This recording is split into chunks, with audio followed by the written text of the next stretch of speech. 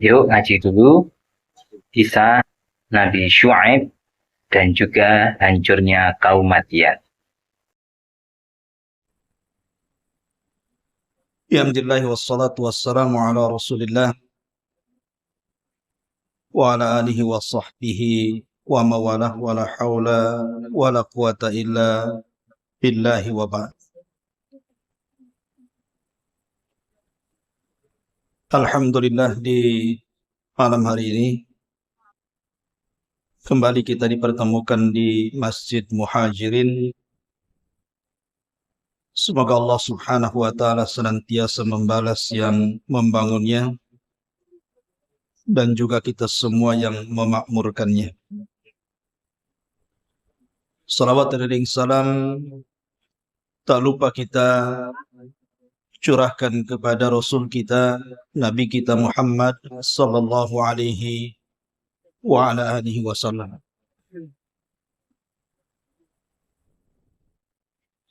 Ma'asyiral muslimin yang dimuliakan Allah subhanahu wa ta'ala, pembahasan di malam hari ini kita akan membahas tentang qasasul anbiya, satu di antara kisah-kisah para nabi dan rasul. Dan malam ini kita akan membahas tentang khatibul anbiya, nabi yang diberikan oleh Allah subhanahu wa ta'ala sebuah mukjizat di mana dia adalah seorang orator,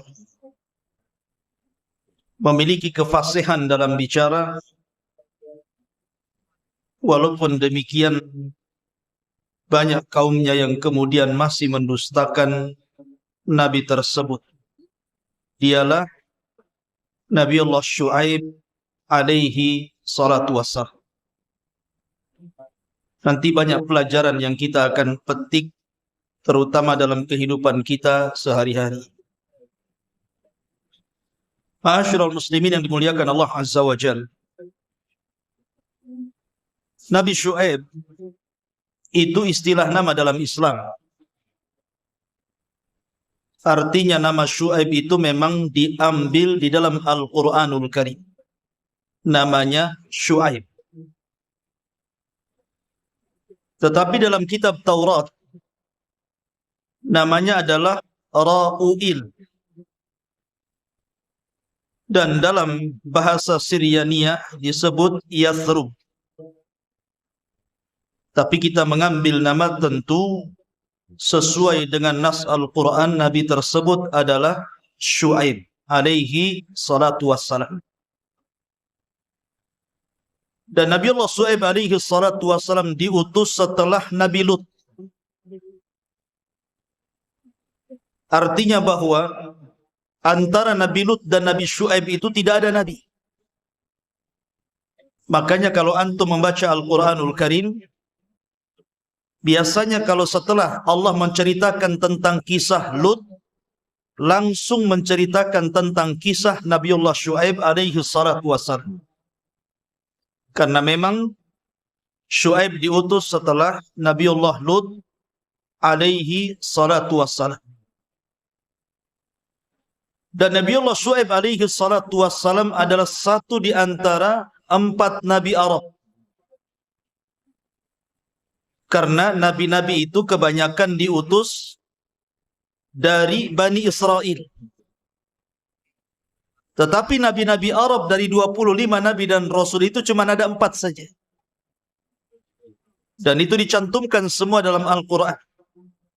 Pertama, Nabi Hud alaihi salatu wassalam.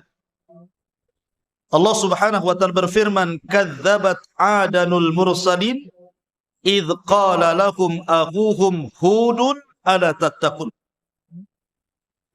Telah mendustakan kaum Ad ketika diutus kepada mereka saudara mereka Hud alaihi salatu wassalam. Jadi yang pertama Nabi Hud diutus kepada kaum Ad. Kemudian yang kedua Nabi Saleh diutus kepada kaum Samud. Kemudian Nabi Syuaib alaihi salatu wassalam yang kita bicarakan di sini diutus kepada kaum Madian, dan Rasul kita Muhammad sallallahu alaihi wasallam diutus kepada seluruh umat manusia, jinnya dan manusianya. Adapun Ismail alaihi salatu wassalam, walaupun dia berdakwah di Arab, akan tapi bukan Nabi Arab. Karena dia lahir di Palestina. Kemudian dibawa oleh Ibrahim ke negeri Arab, menjadi musta'rab, orang yang bukan Arab tapi fasih berbahasa Arab. Itulah Ismail alaihi salatu wassalam. Ma'asyiral muslimin yang dimuliakan Allah Subhanahu wa taala, ada yang mengatakan bahwa nasab Nabi Syuaib itu, katanya ibunya adalah satu di antara dua putri Nabi Lut. Jadi Lut itu kan ketika diselamatkan Allah Azza wa Jal dan negerinya dihancurkan, negeri Sodom, maka Lut diselamatkan bersama dua putrinya. Lah salah satu putrinya itu ada yang mengatakan neneknya dan ada yang mengatakan ibunya Nabi Syuaib. Itu satu pendapat. Pendapat yang lain mengatakan bahwa Syuaib itu adalah keturunan dari Ibrahim. Dan ada juga yang mengatakan keturunan sampai kepada Nabi Nuh alaihi salatu wassalam, karena dia adalah Nabi Arab. Dan Nabi Syuaib ini, ikhwatu fiddin yang dimuliakan Allah Azza wa Jalla, diutus kepada kaum yang memiliki 3 penyimpangan. Pertama, orang-orang Madian itu mereka para penyembah al-aikah. Aikah itu pohon yang sangat besar. Lah pohon ini yang disembah oleh orang-orang Madian. Mereka datang ke pohon itu, mereka minta berkah ke situ, meminta sesuatu kepada pohon tersebut. Jadi kaum Madian itu para penyembah pohon yang disebut dengan aikah. Makanya ada ashabul aikah. Kemudian penyimpangan yang kedua, orang-orang Madian itu suka curang dalam berdagang. Mereka suka mengurang-urang timbangan, mengurang-urang takaran, mengurang-urang meteran, menipu dan zalim kepada orang-orang yang terlibat muamalah jual beli dengan mereka. Kemudian yang ketiga, mereka adalah qutta'ut taruq. Mereka adalah para penyamun, para perompak dan para perampok. Tidak segan-segan orang-orang yang lewat di Madian itu diambil hartanya, terkadang dibunuh orangnya. Mereka menakut-nakuti manusia. Lah Nabiullah Syuaib alaihi salatu wassalam diutus kepada umat yang memiliki 3 poin penyimpangan ini. Penyimpangan akidah, menyembah pohon, penyimpangan muamalah curang dalam berdagang, dan penyimpangan dalam kejahatan karena mereka suka membunuh dan mengambil harta orang. Subhanallah, lengkap kejahatan kaum Madian ini. Ma'asyiral muslimin yang dimuliakan Allah Azza wa Jalla. Adapun Madian, di mana Madian itu? Ada yang mengatakan bahwa Madian itu terletak sekarang di Madinah, di kota namanya Al-Bada, bagian barat laut Saudi, sekitar 170 km dari Tabuk, tempat peperangan Nabi SAW. Dan sisa-sisa peninggalan Nabi Syuaib sampai sekarang masih ada.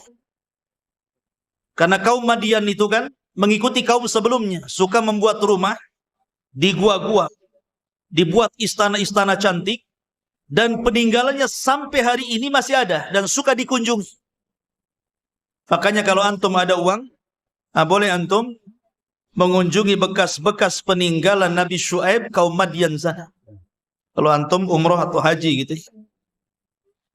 Ma'asyiral muslimin yang dimuliakan Allah Azza wa Jalla. Adapun menurut orang-orang Yahudi mengatakan bahwa Madian itu artinya Ibrahim. Jadi orang-orang Madian, maksudnya Madian itu apa? Bukan tempat, tapi nama lain daripada Ibrahim itu Madian. Itu kata orang Yahudi. Dan Nabi Shallallahu Alaihi Wasallam ketika menceritakan soal kisah Nabi Musa alaihi salatu wassalam, kan Musa itu kan ketika diusir dari Mesir karena membunuh, takut dia akhirnya kemudian pergi dari Mesir, berangkat ke Madian.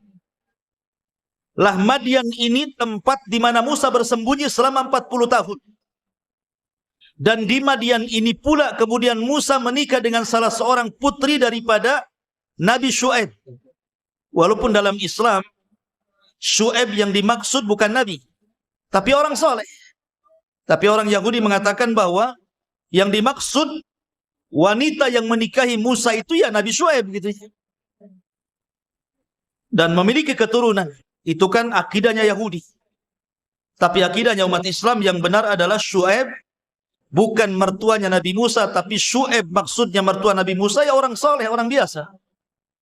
Syuaib Musa beda dengan Nabiullah Syuaib yang kita ceritakan di sini. Baik, ma'asyiral muslimin yang dimuliakan Allah Azza wa Jalla, kita urut kisah ini dan saya ambil dari dua surat yang sangat panjang karena Al-Quran menyebut kisah Syuaib ini di 11 ayat dalam Al-Quran. Jadi ada 11 tempat dalam Al-Quran menceritakan tentang kisah Nabi Syuaib. Tetapi yang paling panjang ada di 2 surat. Pertama suratul A'raf dan yang kedua surah Hud. Ini yang kita akan bahas pada malam hari ini. Ma'asyiral muslimin yang dimuliakan Allah Subhanahu wa taala. Allah Subhanahu wa taala berfirman, "Wa ila Madyana akhahum Syuaibah." Dan kepada bangsa Madian diutus saudara mereka Nabiullah Syuaib alaihi salatu wassalam. Lihat Allah Subhanahu wa taala ketika mengatakan akhuhum, saudara mereka.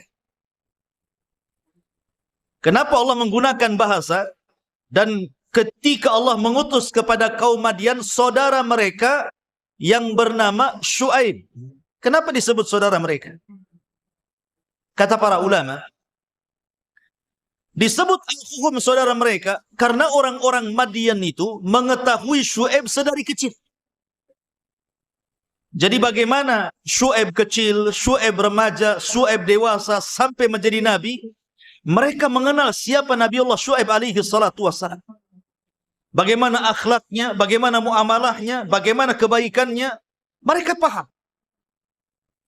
Dan begitulah para nabi diutus dari bangsanya sendiri. Seperti Nabi Shallallahu Alaihi Wasallam dikenal oleh orang-orang Quraisy, akhlaknya, kejujurannya gitu. Sehingga ketika dia mengaku menjadi nabi tidak bisa dicacati akhlaknya oleh kaumnya. Begitu juga Nabiullah Syuaib alaihi salatu wassalam. Sebagaimana kebiasaan para nabi, maka yang pertama kali dakwahkan para nabi adalah tauhid. Makanya Allah mengatakan, qala ya qaumi ibudullaha ma lakum min ilahin ghairu. Wahai kaumku, sembahlah Allah. Tauhidkan Allah. Karena tidak ada sesembahan selain daripada Allah Subhanahu wa taala. Artinya bahwa seluruh para nabi dan rasul pertama kali dakwah adalah tauhid. Makanya Allah berfirman dalam Al-Quran, وَلَقَدْ بَعَثْنَا فِي كُلِّ أُمَّةٍ رَسُولًا أَنِ اعْبُدُوا اللَّهَ وَاجْتَنِبُوا الطَّاغُوتَ. Dan kami utus pada tiap-tiap umat ini seorang rasul, di mana tugasnya untuk menyampaikan kepada umatlah sembahlah Allah dan jauhi sesembahan selain daripada Allah alias taghut. Inilah ciri dakwah para nabi. Pertama kali mengajak manusia ke dalam tauhid. Baru setelah itu Nabi Syuaib mengingatkan kepada orang-orang Madian ini soal kezaliman mereka dalam muamalah. Mereka suka curang dalam berdagang. Allah mengatakan, "Wala tunkusul mikyala wal mizan." Inni arakum bi khairin. Inni akhafu alaikum adzab yaumin muhit. Wahai kaum Madian, kata Syuaib, janganlah kalian mengurang-urang timbangan. Janganlah kalian mengurang-urang takaran. Saya melihat kalian ini ekonominya baik, ekonominya bagus. Kalian ini orang kaya, ngapain harus curang dalam berdagang? Karena saya takut menimpa kepada kalian adab yang sangat pedih. Lihat bagaimana harta bisa merubah, ikhwan. Kaum Madian ini kaum yang diberikan nikmat oleh Allah. Dulu mereka fakir, kemudian Allah berikan kekayaan kepada mereka. Harusnya orang kaya itu dibalas syukur. Tetapi memang alat orang itu mudah melampaui batas itu adalah salah satunya harta. Makanya Allah mengatakan, kalla innal insana la yatgha an ra'ahu staghna. Manusia itu kalau sudah banyak hartanya, pasti mudah melampaui batas hidupnya. Memang begitu kaidahnya. Orang-orang kaya itu, kalau mereka tidak beriman kepada Allah, tidak diberikan hidayah, maka kehidupan mereka akan melampaui batas, melanggar perintah-perintah, dan tidak mau menjauhi larangan-larangan Allah Azza wa Jalla. Lihat Qarun. Qarun itu dulu kaum Musa, orangnya baik, soleh. Tapi setelah diberikan kekayaan oleh Allah Azza wa Jalla, apa yang terjadi? Dilawannya nabinya kan? Menunjukkan bahwa harta itu bisa merubah manusia. Di dalam Al-Quran ada kisah Bal'am ibn Ba'urah. Bal'am ibn Ba'urah ini seorang ulama Bani Israel. Didatangi oleh pembesar-pembesar kaumnya, kemudian diserahkan harta. Wahai Bal'am, mau harta enggak? Kalau kau ingin harta, doakan keburukan kepada Musa. Awalnya enggak mau. Oh, masa aku akan mendoakan keburukan pada seorang nabi? Enggak mau saya.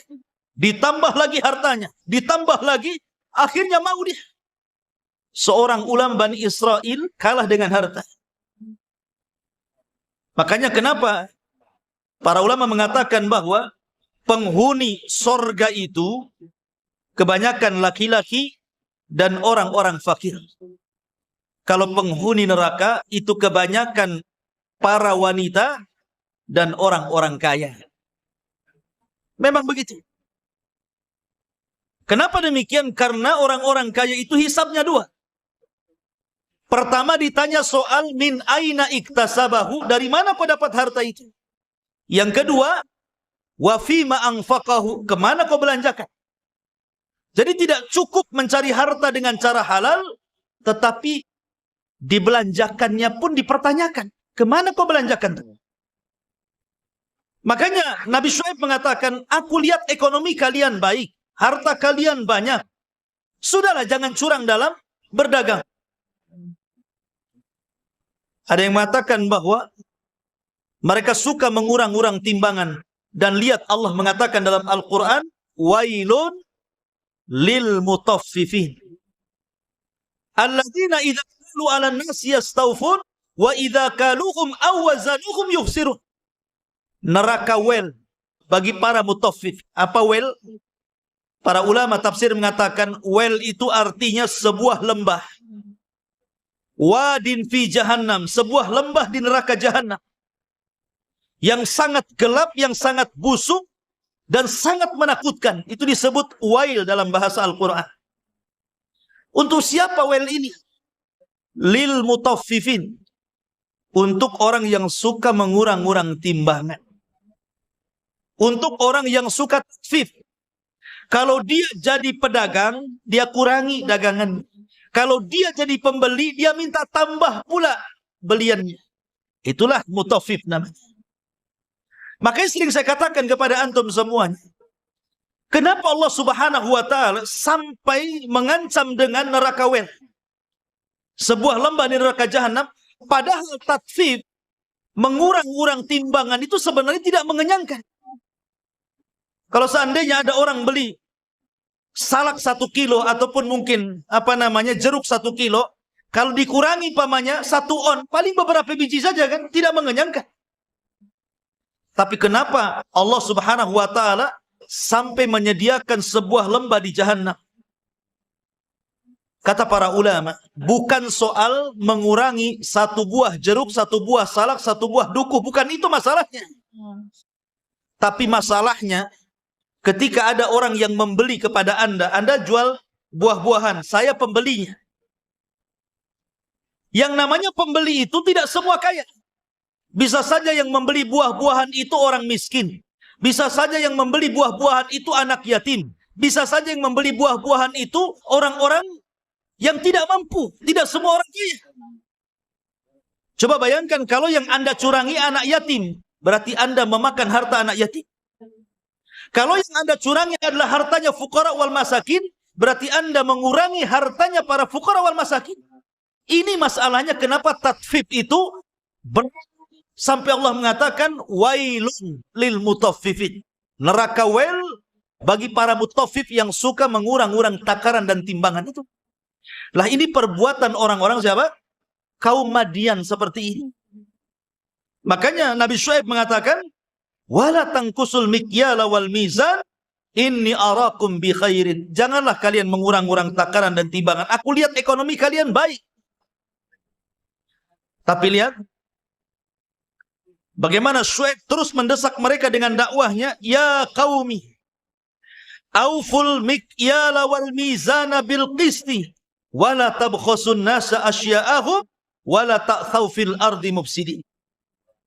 Wahai kaumku, kata Syuaib, sempurnakanlah takaran dan timbangan kalian.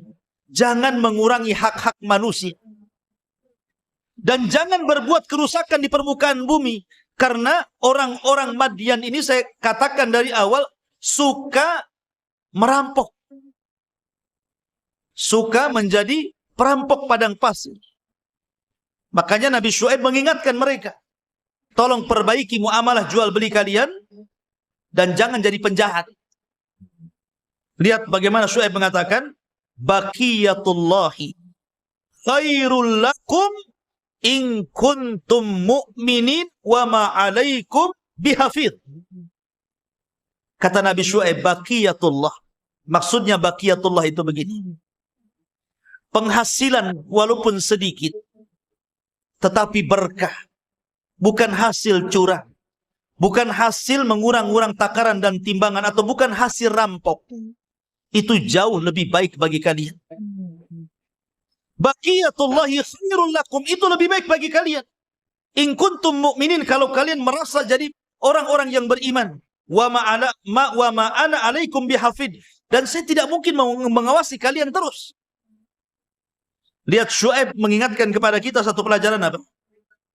Sedikit tapi berkah jauh lebih baik dibandingkan banyak tapi tidak berkah.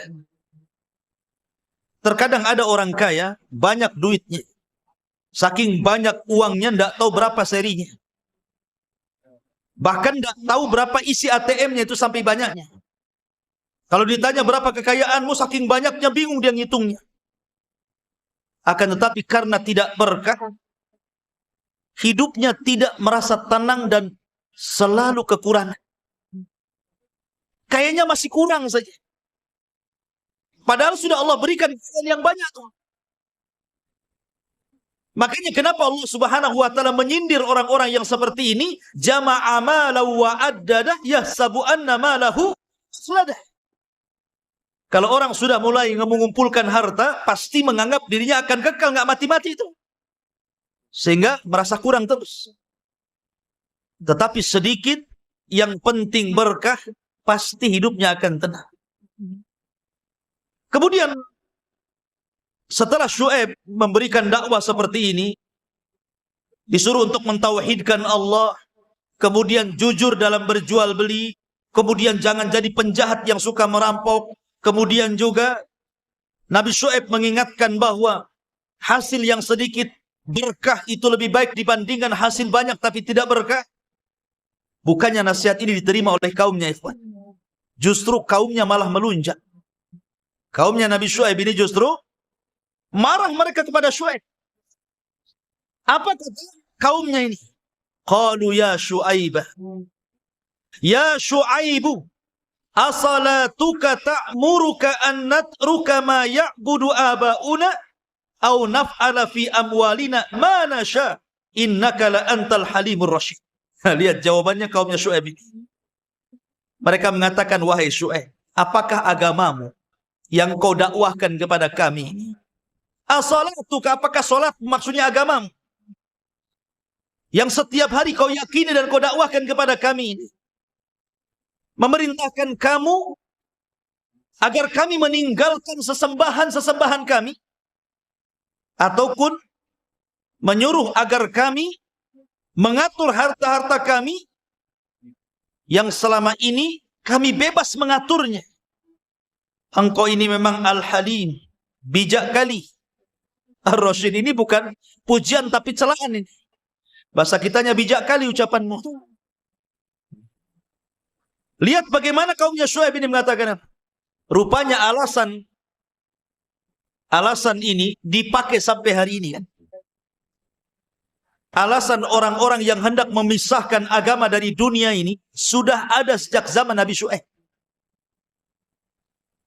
Makanya paradigma sekuler yang sekarang lagi gencar-gencarnya didakwahkan oleh orang-orang sekuler, mereka berusaha memisahkan antara agama dan dunia. Sehingga mereka mengatakan, ibadah itu cukup di masjid. Ibadah itu cukup di majelis ilmu saja.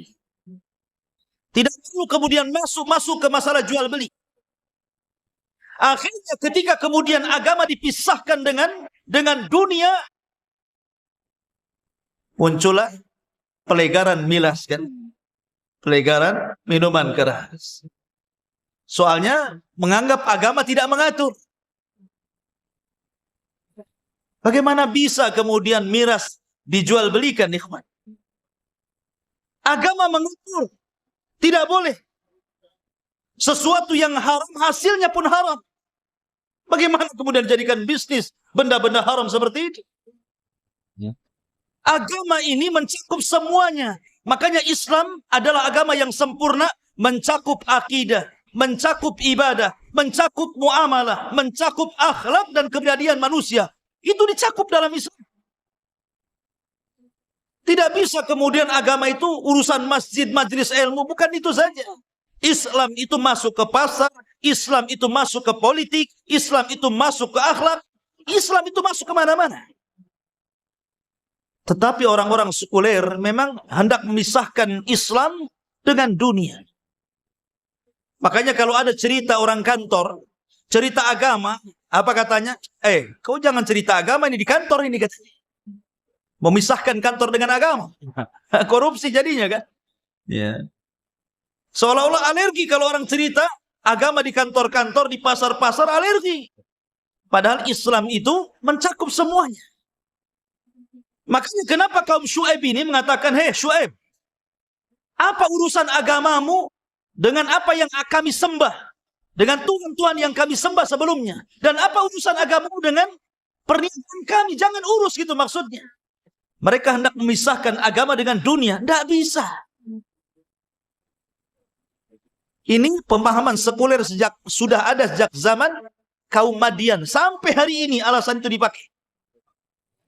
Ma'asyiral muslimin yang dimuliakan Allah Azza wa Jalla, innaka la antal halimur rasyid.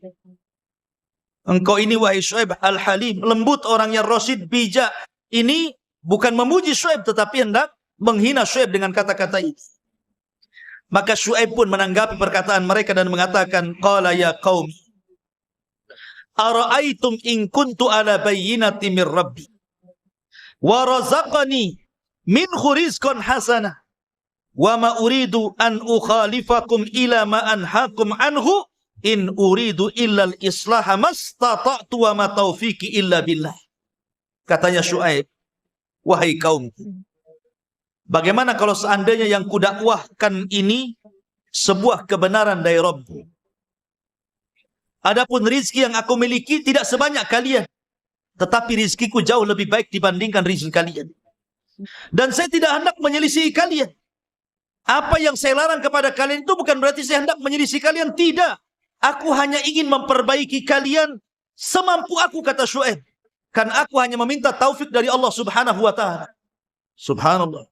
Seorang nabi masih berdoa minta taufik kepada Allah Azza wa Jalla. Harusnya kita demikian setiap hari kita baca Al-Fatihah dalam salat kita, ihdinas siratal mustaqim, ihdinas siratal mustaqim. Apa maksudnya? Maksudnya kita meminta taufik kepada Allah Azza wa Jalla. Karena kesadaran itu bukan milik siapa. Bayangkan Nabi Syuaib, seorang nabi, tapi didustakan kaumnya. Karena hidayah bukan milik Nabi Syuaib. Hidayah itu milik Allah Subhanahu wa ta'ala. Maka mintalah hidayah kepada Allah Azza wa Jalla. Kemudian kata Nabi Syuaib, ya kaum, la yajrimannakum shiqaqi an yusibakum mithlu ma asaba qauma Nuhin wa qauma Lut au qauma Hudin au qauma Salihin wa ma qauma Lutin minkum biba'id. Subhanallah. Nabi Syuaib ini mengingatkan tentang kaum umat sebelum dia. Dia berhujah dengan sejarah.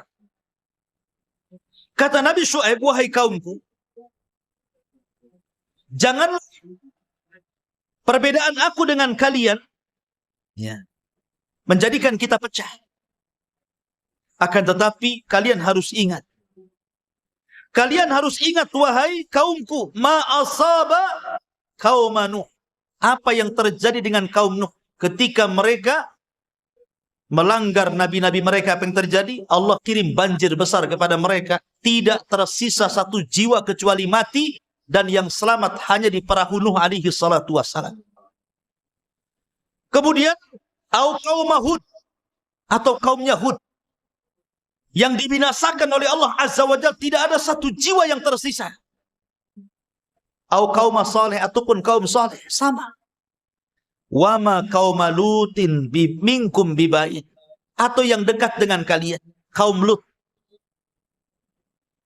Kaum Lut itu dengan kalian jarak waktunya, jarak daerahnya. Dan apa yang kalian lihat bagaimana cerita Lut? Allah Subhanahu wa taala kirim Jibril, kemudian ditancapkan satu sayap di negeri Sodom, kemudian diangkat negeri Sodom ke langit, dihujani meteor, kemudian mati semua, dibantingkan lagi ke bumi, sekarang jadi laut mati. Maksudnya begini, kaum Lut loh nggak jauh dari kalian, baik tempat ataupun waktu. Apa kalian ingin seperti mereka? Jadi Nabi Syuaib ini ingin mengingatkan sejarah. Jangan seperti mereka akibat penentangan kepada Nabi dan Rasul yang diutus oleh Allah kepada mereka, menjadikan kalian diazab Allah Subhanahu wa ta'ala. Tetapi apa jawaban mereka? Qalu, mereka mengatakan, ya Syuaib, ma nafqahu katsiran mimma takun. Inni naraka fina dha'ifah.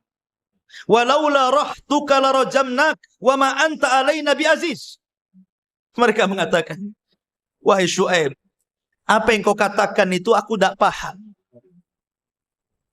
Bayangkan, kaum Madian ini dicokoki oleh para pembesarnya.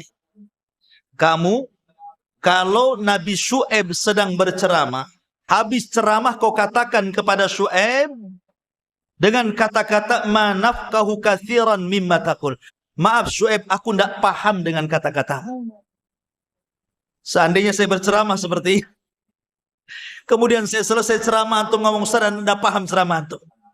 Nanti saya ceramah di masjid mana lagi, kata orang masjid itu, saya tidak paham Ustaz apa antum yang katakan. Saya nasihati orang, kata orang ini, saya nggak paham Ustaz. Resign gak itu jadi Ustaz tuh kira-kira? Bisa jadi resign nih kan? Coba Nabi Syuaib diuji oleh kaumnya seperti itu. Jadi setiap dia ngomong, kaumnya mengatakan, saya tidak paham maksud kamu itu. Saya tidak paham maksud kata-kata kamu itu. Subhanallah. Sabarnya Nabi Syuaib, ikhwan. Walaupun kaumnya mengatakan seperti itu, tetap saja dia berdakwah. Kemudian mereka mengatakan, wa inna lanaraka fina dha'ifan. Aku lihat engkau ini lemah. Kau ini enggak berharga di antara kaum Madian, wahai Syuaib.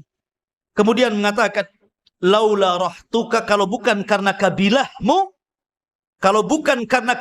wahai Syuaib, sungguh engkau sudah kami galikan tanah, kau tanam di situ, kurajam engkau sampai mati. Ketika Allah mengatakan, perkataan mereka kalaulah bukan karena kabilah, menunjukkan bahwa Nabi Syuaib itu dipandang di kabilah.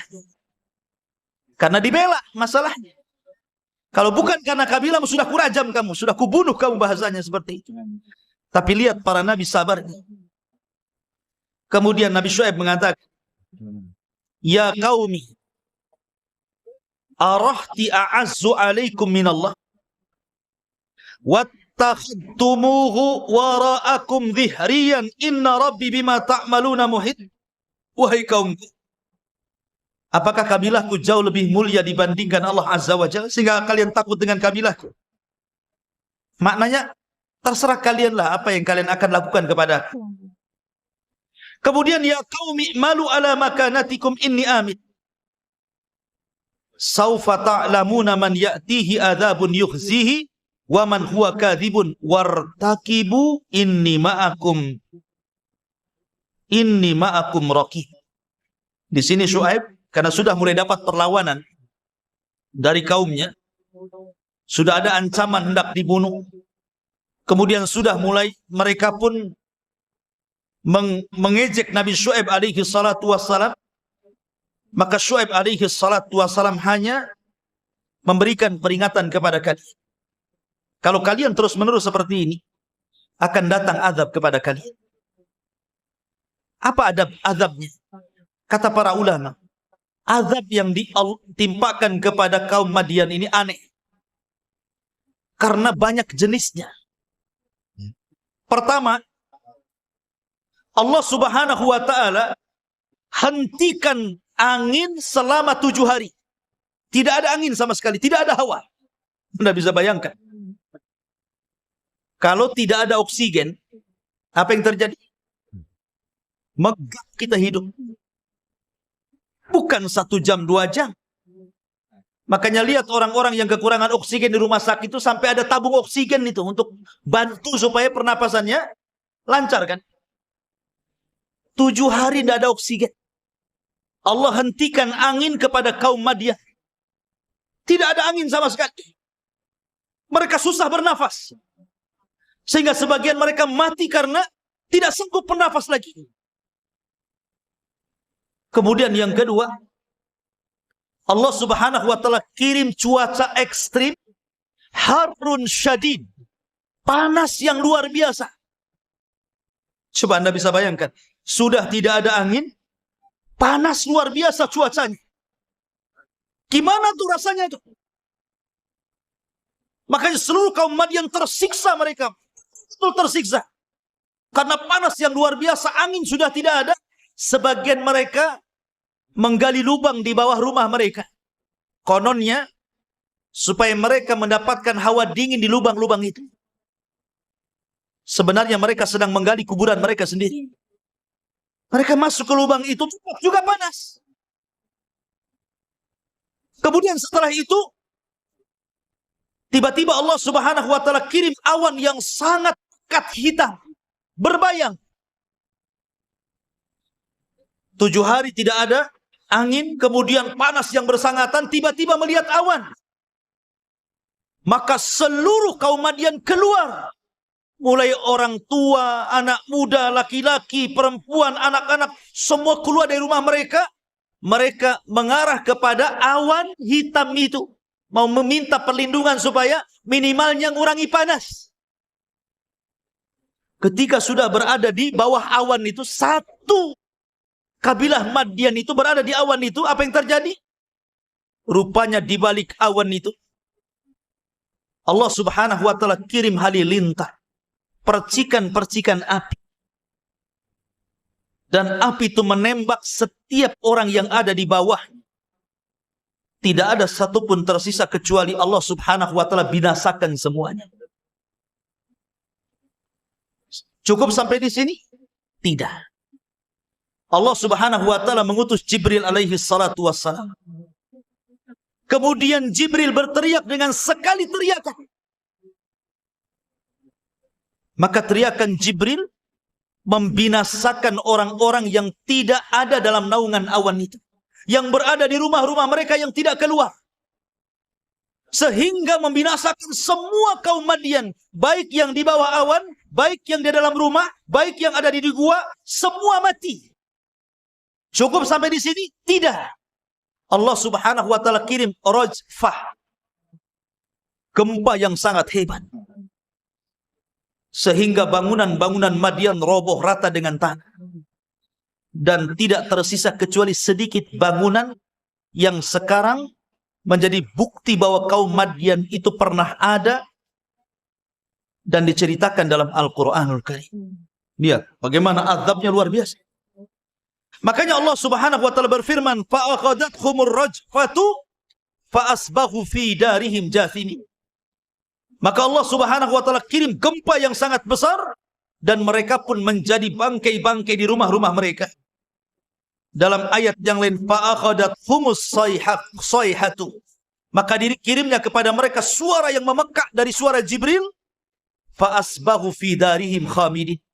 Maka bergelimpangan di rumah-rumah mereka sendiri menjadi bangkai. Begitulah ikhwatu fiddin yang dimuliakan Allah Azza wa Jalla, kisah kaum Madian. Dari sini banyak pelajaran yang kita bisa petik, ikhwan.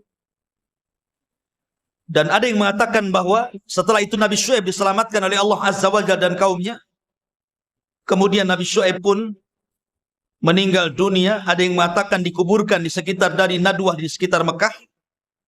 Ada yang mengatakan di kabilah Bani Sahmin di sekitar Ka'bah. Syuaib dikebumikan di situ ketika menyelamatkan dia dan orang-orang yang beriman. Apa yang bisa kita petik pelajaran dari kisah Syuaib ini, ikhwan? Satu, bahwa apapun dosa pada hari ini dan apapun musibah yang terjadi pada hari ini, semua adalah warisan umat terdahulu. Dosa-dosa yang hari ini dilakukan manusia itu warisan umat terdahulu. Dan azabnya juga sama warisan umat terdahulu. Kalau di zaman Nabi Syuaib terkenal dengan kecurangan dagang, maka lihat hari ini banyak orang-orang yang curang dalam berdagang. Makanya Nabi SAW mengingatkan orang-orang muhajirin dan mengatakan, walam yang kusul mikyala wal mizan. Tidaklah umatku, kata Rasul, mereka mulai mengurangi takaran dan timbangan. Illa ukhidu bis sini. Wa syiddatil ma'unati wa jawri sultan alaihi. Kecuali akan ditimpakan kepada mereka paceklik yang berkepanjangan, susah ekonomi, dan kezaliman penguasa. Lihat, satu dosa, azabnya 3. Satu dosa, azabnya 3. Dosanya cuma 1. Curang dalam ekonomi. Suka mengurang-urang takaran. Suka mengurang-urang timbangan. Melakukan kezaliman dalam jual beli. Melakukan muamalah riba dalam jual beli. Jadi dosanya hanya penyimpangan dalam jual beli saja. Tapi lihat Allah Subhanahu wa taala menghukum, kata Nabi SAW, dengan 3 azab. Illa ukhidu bis sinin. Pertama akan ditimpakan kepada mereka paceklik yang berkepanjangan.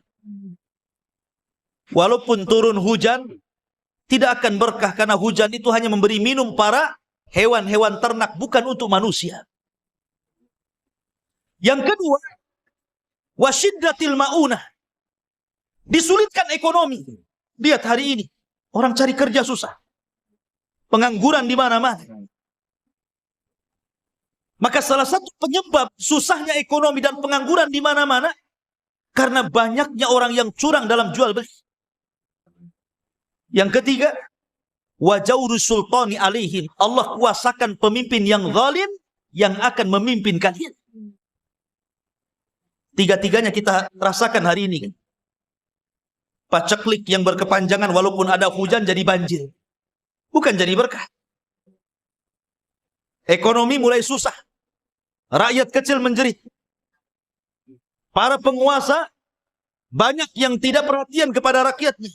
Memperkaya diri sendiri. Setiap hari ada saja berita ketangkap KPK karena korupsi. Kan gitu.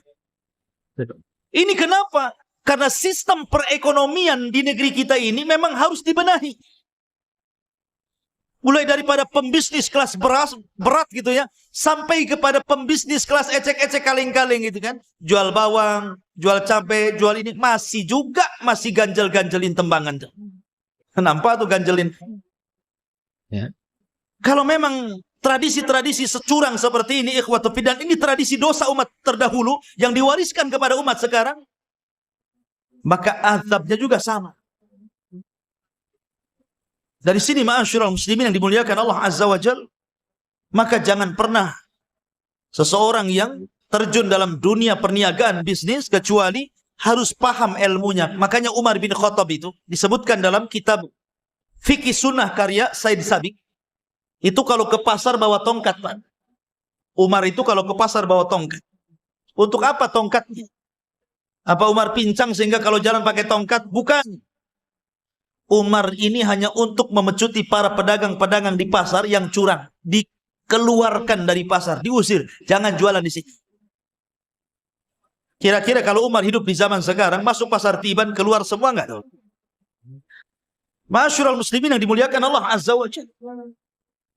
Makanya para ulama mengatakan, jangan coba-coba orang masuk ke dunia bisnis kecuali dia paham halal dan haram. Kalau tidak, maka dia terjerumus kepada riba, terjerumus kepada gharar, terjerumus kepada zalim. Karena orang yang tidak bisa membedakan mana hak, mana batil, pasti terjerumus kepada keduanya. Maka penting Anda yang sekarang jadi pengusaha, coba pelajari dari sekarang. Islam itu mengajarkan tentang ahkam al-buyu, hukum-hukum jual beli. Demi keberkahan. Demi keberkahan. Makanya Nabi SAW memberikan doa baik kepada para pedagang yang baik itu. Apa kata Rasul? Rahimallahu rajulan samhan idha ba' syamhan idha ashtara samhan idha qadha samhan idha qtada. Apa kata Rasul? Semoga Allah merahmati orang ini, kata Rasul. Semoga Allah merahmati seseorang, kata Rasul. Samhan idha ba' wa samhan idha ashtara. Mudah ketika menjadi penjual dan mudah ketika menjadi pembeli. Maksudnya apa? Mudah ketika menjadi penjual dan mudah ketika menjadi pembeli. Mudah ketika menjadi penjual. Beli berapa, Bang? 1 kilo jeruk. Tambah lagi 2. Ambil. Beli beras. Berapa 2 kilo? 2 kilo. Udah pas 2 kilo, tambah lagi sedikit. Ambil. Itu mudah saat membeli. Ketika Anda membeli, memberikan sesuatu yang lebih dari takaran, hakikatnya Anda sedang menambah keuntungan. Kenapa? Karena tambahan itu sedekah. Dan sedekah itu akan menambah harta. Rasul mengatakan, ma naqasa min malis sadaqah bal yazdad bal yazdad bal yazdad. Tidak berkurang harta yang disedekahkan, bahkan bertambah. Ini tidak. 1 kilo dikurangi 1 on pula. Bukannya sedekah, malah diambil pula milik orang. Gimana mau berkah? Ini namanya mudah ketika jadi penjual. Mudah jadi pembeli. Pamannya ada kembalian 2.000 perak. Sudah ambil aja lah, ambil. Ini enggak ditunggui. Enggak ada, Bang. Tukar dulu lah sana. Nukar itu jauh banget. Hanya 2.000 itu nukar itu. 1 jam dia nunggu di dagangan. Coba. Sambil orang pergi, diambil pula sama dia. La haula wala quwata illa billah. Jadi, mudah jadi pembeli itu ya sudahlah. Kalau hanya 1.000, 2.000, 3.000, anggap sedekah. Supaya barang yang kita bawa itu jadi berkah, gitu maksudnya. Makanya Rasul mengatakan, rahimallahu rajulan samhan idha ba' wa samhan idha ashtara. Ya. Begitu Islam mengajarkan dalam jual beli, dimudahkan gitu maksudnya. Makanya ketika Nabi SAW membuka pasar di kota Madinah, ketika Rasul hijrah ke Madinah, pasar dikuasai siapa? Dikuasai orang Yahudi. Namanya pasar Bani Kunaiko. Satu ekonomi Madinah itu dikuasai oleh orang Yahudi dengan pasarnya Bani Kunaiko. Maka Nabi SAW mulai memainkan bisnisnya karena tahu orang-orang Mekah ahli dagang. Walaupun orang-orang Madinah tidak pandai berdagang karena mereka sibuk dengan pertanian. Mulailah Rasul melirik membuat pasar sendiri. Karena orang-orang Yahudi suka curang dalam dagang. Maka Rasul mulai menerapkan bagaimana siasah politik syar'i dalam bab jual beli. Diterapkan sama Rasul jual beli bagaimana secara Islam. Dalam 2 tahun. Kolab pasar Yahudi, gulung tikar. Bahkan orang Yahudi pun belanja kepada orang Islam. Begitu. Itulah ekonomi Islam. Ekonomi Islam. Tapi sekarang siapa yang megang ekonomi? Bukan orang Islam. Bahkan orang Islam pun mengikuti gaya kapitalis kan begitu. Mengikuti gaya-gaya nggak jelas gitu. Coba kalau seandainya setiap para pedagang Muslim itu menerapkan ajarannya. Kolab itu pasar-pasar orang kafir.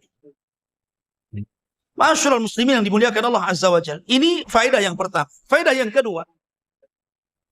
Siapapun yang melanggar aturan agama yang dibawa Nabi Shallallahu Alaihi Wasallam dan nabi-nabi sebelumnya, maka ada akibat yang akan diterimanya. Lihat kaum Madian, dikirim azab yang luar biasa. Maka begitu juga orang-orang yang berusaha menyelisihi nabinya, cepat ataupun lambat pasti akan Allah turunkan azab kepada mereka. Makanya sering saya contohkan. Di zaman Nabi Shallallahu Alaihi Wasallam ada orang yang makan tangan kiri di hadapan Rasul. Kata Rasul, kul biyaminik, makan dengan tangan kanan. Orang ini belum mencoba, ngomong pula di hadapan Nabi, mastata'tu ya Rasulullah, aku tidak bisa wahai Rasul. Belum dicoba sudah bilang nggak bisa, padahal yang nyuruh makan tangan kanan adalah Nabi. Maka Rasul mengatakan, idzan mastata'ta abada. Kalau begitu kau tidak bisa mengangkat tanganmu selamanya. Didoakan Nabi seperti itu, tangannya langsung lumpuh. Lihat. Doa seorang Nabi. Dari sinilah maka Allah Subhanahu wa taala mengatakan, "Falyahdharil ladzina yukhalifuna an amri an tusibahum fitnah aw yusibahum adzabun alim." Hendaklah takut orang-orang yang menyelisihi nabinya akan datang kepada mereka fitnah ataupun azab yang sangat pedih. Maka jangan pernah sekali-kali menyelisihi nabinya. Baik dalam perintah ataupun dalam menjauhi larangan Allah Subhanahu wa taala. Karena di zaman sekarang orang yang istihza mengolok-olok agama ini banyak sekali. Banyak sekali. Karena kejahilan mereka tentu.